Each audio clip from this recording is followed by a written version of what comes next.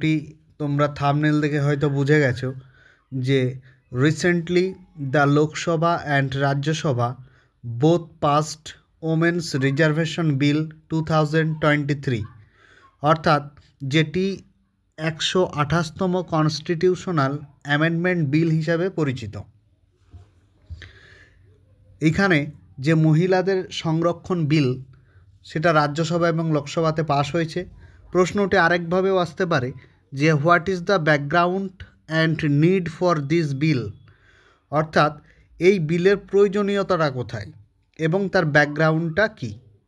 What are the key features of the bill, এবং এই বিলের যে মূল বৈশিষ্ট্য সেগুলি কী। What are the arguments against the bill, আর এই বিলের যুক্তি দাও, মানে যুক্তিগুলি বলো।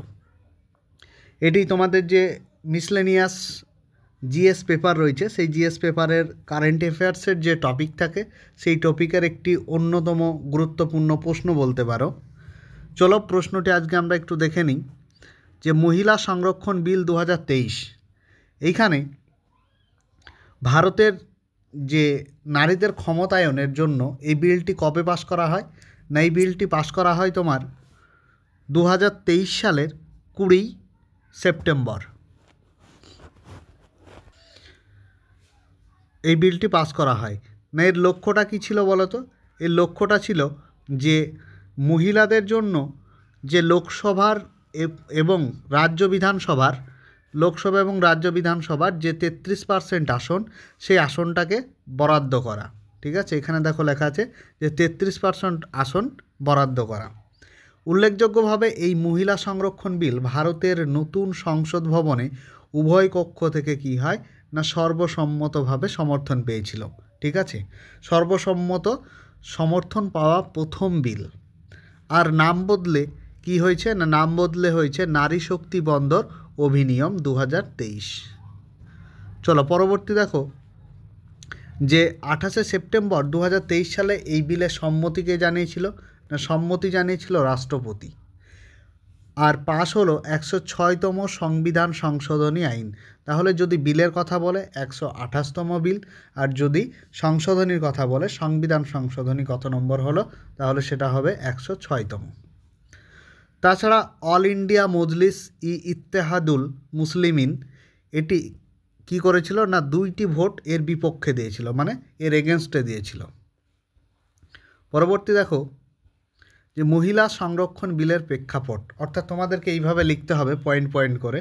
ঠিক আছে, যে মহিলা সংরক্ষণ বিলের প্রেক্ষাপটটা কী ছিল না, প্রথম হচ্ছে যে বৈষম্য দূরীকরণ এবং লিঙ্গ সমতার ক্ষেত্রে মহিলাদের রাজনৈতিক ক্ষমতায়ন আবশ্যিক। ঠিক আছে, 1992 সালে কী করেছিল না সংবিধান আইনের পঞ্চায়েত এবং পুরসভায় মহিলাদের 33% আসন সুরক্ষিত হয়েছে। পরবর্তী পর্যায়ে দেশের 11তম লোকসভায় সংসদের নিম্নকক্ষ এবং রাজ্যের বিধানসভাগুলিতেও মহিলা সংরক্ষণের কথা বলা হয়। এরপর 1998 এবং 99 সালে পরপর দুবার লোকসভা বিধানসভায় মহিলাদের জন্য আসন সংরক্ষণের বিষয়টি বিল আকারে এলেও তা সংসদে কিন্তু পাশ হয়নি। তাহলে কখন হলো? শেষবার যখন মনমোহন সিংয়ের সরকার 2008 সালে সংসদে মহিলা সংরক্ষণ বিল আনে। তাহলে কার সময় আসে এটি? মনমোহন সিংয়ের সময় আসে। কত সালে? 2008 সালে। এবং এটি রাজ্যসভায় পাশ হয় 2010 সালে।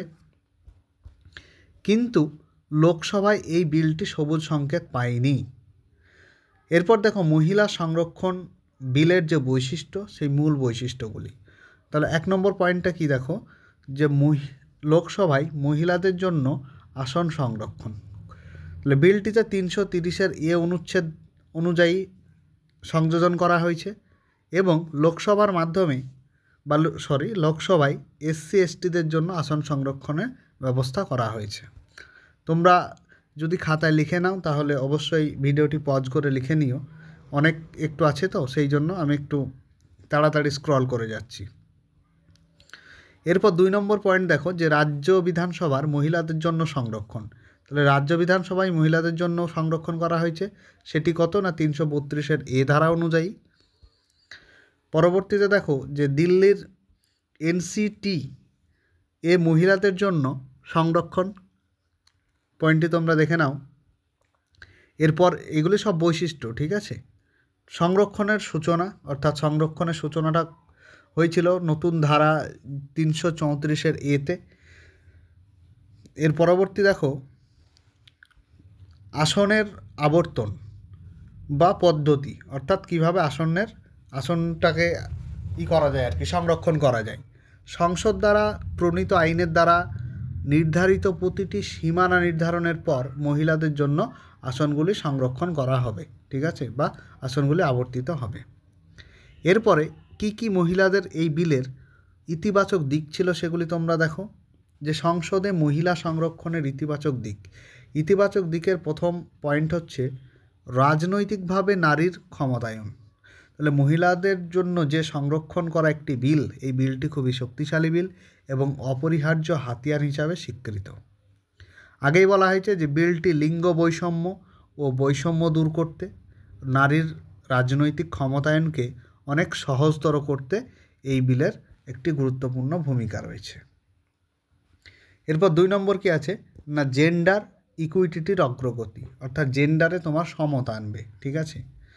এর পরবর্তী দেখো যে সামাজিক উন্নয়ন। 3 নম্বর পয়েন্ট হচ্ছে সামাজিক উন্নয়ন। সামাজিক উন্নয়নে কি না, পারিবারিক জীবনে নারীদের নেতৃত্বের অভিজ্ঞতাকে কাজে লাগিয়ে বিলটি সামাজিক উন্নয়নের জন্য একটি অনুঘটক হয়ে উঠতে পারে, যেখানে নারীরা দেশ শাসনে গুরুত্বপূর্ণ ভূমিকা পালন করবে। একটি খুব ভালো এবং ইম্পর্ট্যান্ট পয়েন্ট। পরবর্তী দেখো যে প্রভাবশালী নারী নেতৃত্ব।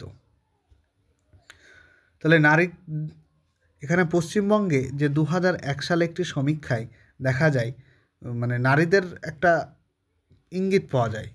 নারী নেতৃবৃন্দকে এমন পরিকাঠামোতে বিনিয়োগকে অগ্রাধিকার দিতে দেখানো হয়েছে যা সরাসরি গ্রামীণ মহিলাদের জন্য, যেমন জল এবং জ্বালানির চাহিদা পূরণ করে। পরবর্তী দেখো যে শেষ একটা পয়েন্ট ছিল যে মহিলা সংরক্ষণ বিলের বিরুদ্ধে কি যুক্তি, ঠিক আছে। যুক্তিটা প্রথমে হচ্ছে দেখো প্রক্সি রিপ্রেজেন্টেশন। এটা কি না, রাজনৈতিকভাবে প্রভাবশালী স্বামী বা আত্মীয়দের দ্বারা নারী প্রার্থীদের প্রক্সি বা পুতুল হিসেবে ব্যবহার করা হতে পারে বলে আশঙ্কা রয়েছে, এটা যুক্তি, ঠিক আছে। পরবর্তী দেখো যে বাস্তবায়নে বিলম্ব। বিলটিতে কেবল উল্লেখ আছে যে বিলটি কার্যকর হওয়ার পরে প্রথম আদমশুমারির প্রাসঙ্গিক পরিসংখ্যানের ভিত্তিতে আইনটি প্রযুক্ত হবে। এর ফলে বিলটি কার্যকর হতে একটু দেরি হবে বা বিলম্ব হবে। 3 নম্বর ওবিসি ভুক্তির দাবি। জনসংখ্যার একটি উল্লেখযোগ্য অংশ গঠনকারী অন্যান্য অনগ্রসর শ্রেণীতে, অর্থাৎ সেটা হতে পারে ওবিসি, মহিলাদের সংরক্ষণ বাড়ানোর আহ্বান জানানো হয়েছে। এই দাবিটি যৌথ সংসদীয় কমিটির সুপারিশ থেকে ওঠানো হয়েছে বা উদ্ভূত হয়েছে। পরবর্তী পয়েন্ট দেখো যে আসন শনাক্তকরণে অস্পষ্টতা। বিলটিতে নারীদের জন্য সংরক্ষিত যে আসন, সেই আসনগুলি কিভাবে চিহ্নিত হবে সেই বিষয়ে সুস্পষ্ট দিশার অভাব রয়েছে, যা সংরক্ষণের বাস্তবায়ন নিয়ে উদ্বেগ বাড়াচ্ছে। পরবর্তীতে দেখো যে রোটেশন পদ্ধতিতে নির্বাচনী এলাকা নিয়ে চ্যালেঞ্জ। তাহলে এর আগে একটা রোটেশন পদ্ধতি পেলাম আর তার ইতিবাচক দিকগুলি আমরা দেখছি। তাহলে পঞ্চায়েতি রাজ মন্ত্রকের একটি সমীক্ষায় পঞ্চায়েতি স্তরে নির্বাচনী এলাকার আবর্তন বন্ধ করার পরামর্শ দেওয়া হয়েছে। এই সুপারিশটি পর্যবেক্ষণের উপর ভিত্তি করে করা হয়েছে যে উল্লেখযোগ্য সংখ্যক মহিলা নির্বাচিত হয়েছেন প্রথমবারের মতো এবং ঘূর্ণন পুনরায় যে রোটেশন, সেই রোটেশনটা নির্বাচনের সম্ভাবনা সীমিত করেছে। এরপর একটা যে গুরুত্বপূর্ণ পয়েন্ট, সেই পয়েন্টটা হচ্ছে যে এই বিলটি কবে থেকে কার্যকর হচ্ছে, যে কবে কার্যকর হবে এই নতুন আইন। তাহলে নতুন আইনটা কবে কার্যকর হবে দেখো, মহিলা সংরক্ষণ বিল 2023 অনুযায়ী আসন পুনর্বিন্যাস হওয়ার পরেই তা কার্যকর হবে। তাহলে কখন কার্যকর হবে? না, আসনটা যখন পুনর্বিন্যাস হবে তারপরেই কার্যকর হবে। উল্লেখ্য যে সংসদের আসন পুনর্বিন্যাসের জন্য আবশ্যিক জনগণনা 2021 সালে জনগণনা হওয়ার কথা থাকলেও করোনার কারণে সরকার তা করতে পারেনি। 2024 সালে লোকসভা ভোট, তাই এই প্রক্রিয়া শুরু হতে আরও কিছুটা বিলম্ব হবে বলে জানা গেছে। সেটা কখন? না, এপ্রিলে জানিয়েছে কে? না, কেন্দ্র সরকার জানিয়েছে। সরকারের তরফে জানানো হয়েছে যে দেশের আইন মেনে 2026 সালে জনগণনার পরেই একমাত্র আসন পুনর্বিন্যাস করা সম্ভব। রাজনৈতিক বিশ্লেষকদের একাংশের অনুমান এটা, ঠিক আছে? এবং এই সব কিছুর পর 2029 সালে এই বিলটি মানে 2029 সালের আগে, মানে 2029 সালের আগে এই বিল কার্যকর করা কার্যত অসম্ভব। অর্থাৎ 2029 সালের আগে এই বিলটি কার্যকর হচ্ছে না, এটা আমরা নিশ্চিত। কারণ অনেক ওখানে মানে লোকজন যে আছে, আদমশুমারির যে ব্যাপারটা রয়েছে, ওটি যতক্ষণ না ঠিকঠাক হবে, জনগণনা যতক্ষণ না হবে ততক্ষণ পর্যন্ত এটি হওয়া সম্ভব নয়, সেটা অবশ্যই কেন্দ্র সরকার বলে দিয়েছে। ভিডিওটি ভালো লেগে থাকলে অবশ্যই বন্ধুদের সাথে শেয়ার এবং সাবস্ক্রাইব করো, এবং পরবর্তী ভিডিওর জন্য